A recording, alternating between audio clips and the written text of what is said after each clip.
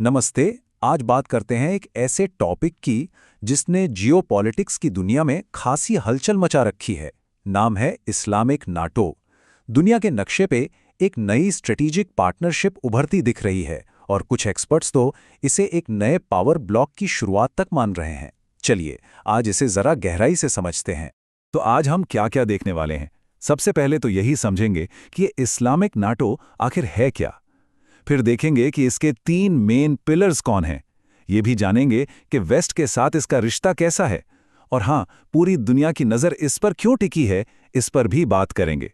और आखिर में देखेंगे कि इसकी राह में क्या-क्या मुश्किलें हैं। तो चलिए सबसे पहले और सबसे ज़रूरी सवाल से ही शुरू करते हैं। ये इस्लामिक नाटो आखिर है क्या चीज़? ये सवाल आजकल जियोपॉलिटिक्स की दुनिया में हर तरफ गूंज रहा है।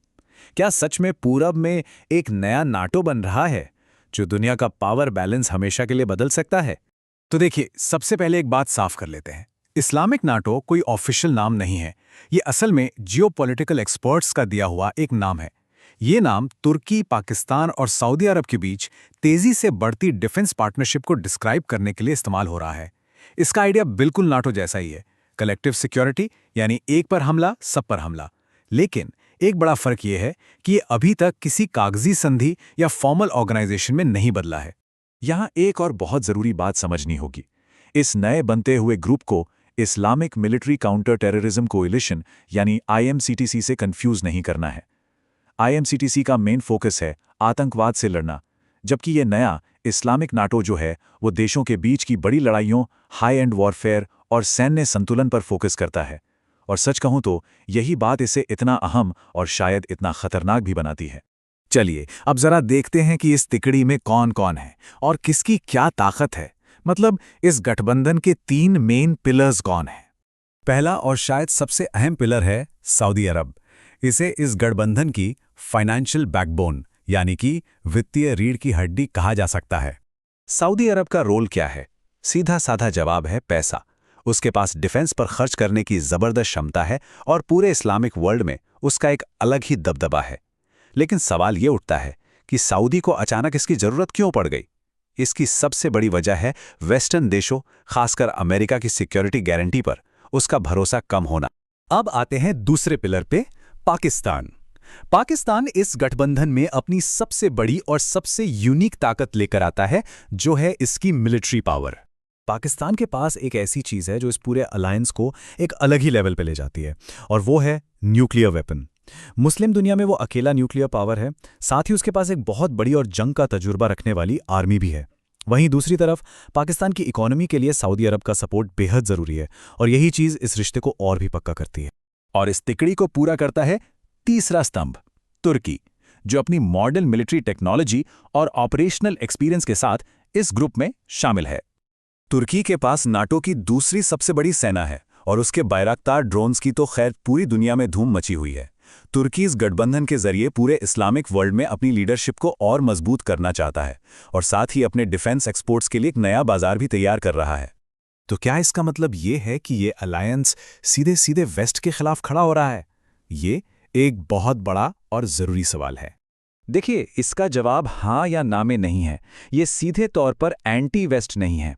आखिरकार तुर्की खुद नाटो का मेंबर है और सऊदी अरब दशकों से अमेरिका का पार्टनर रहा है। लेकिन ये एक हेजिंग स्ट्रेटेजी जरूर है। मतलब अब ये देश अपना सारा दांव वेस्ट पर नहीं लगाना चाहते। वो अपनी सिक्योरिटी के लिए नए ऑप्शंस, एक तरह का प्लान बी तैयार कर रहे हैं।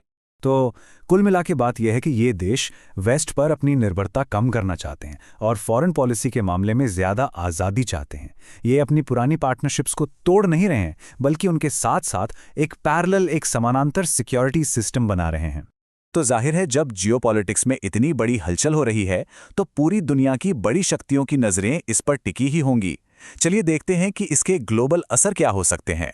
सबसे पहले बात करते हैं भारत की, जिसके लिए इस गठबंधन के बहुत सीधे और गहरे स्ट्रेटेजिक मतलब हैं।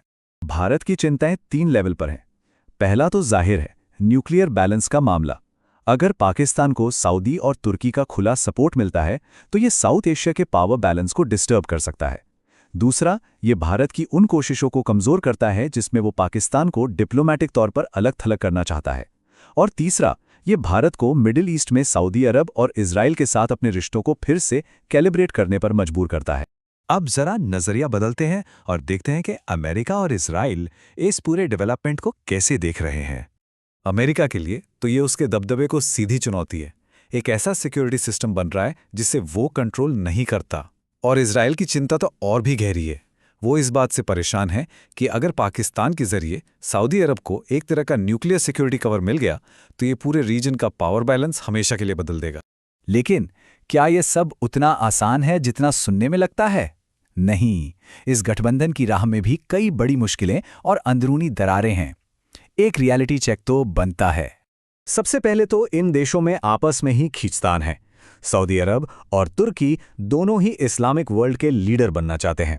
फिर पाकिस्तान की कमजोर इकोनॉमी एक बहुत बड़ी रुकावट है। और ये भी नहीं भूलना चाहिए कि तुर्की पर नेटो मेंबर होने के नाते वेस्ट का प्रेशर भी आ सकता है। और हाँ, सबसे बड़ी बात, अभी तक कागज पर कुछ भी फाइनल नहीं हुआ है। कोई लीगल ट्रीटी नहीं है।